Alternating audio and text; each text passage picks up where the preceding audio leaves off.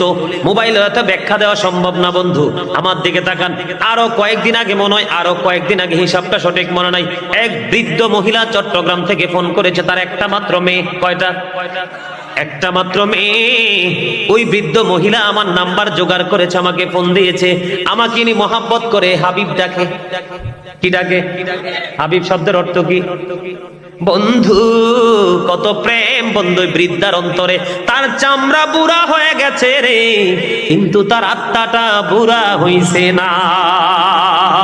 ঠিক কিনা বলেন বন্ধু?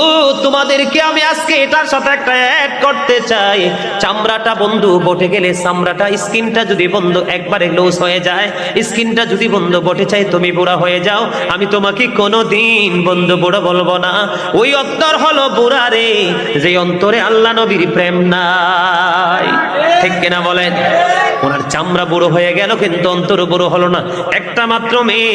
উনি আমাকে প্রশ্ন করলো, আমার মেয়ের জামাইটা সুদের সাথে সম্পৃক্ত, আমার মেয়েটা মাঝে মাঝে আমাকে কিছু হাদিয়া দেয়, তুমি আমাকে বলো গো, আমি কি তার হাদিয়া নিয়ে খরচ করতে পারবো? আমি বলছি, আপনি যদি ইনশিওরলি বলতে পারেন যে আপনার মেয়েটা জামাইটা সুদের সাথে সম্পৃক্ত, তাহলে আপনি তা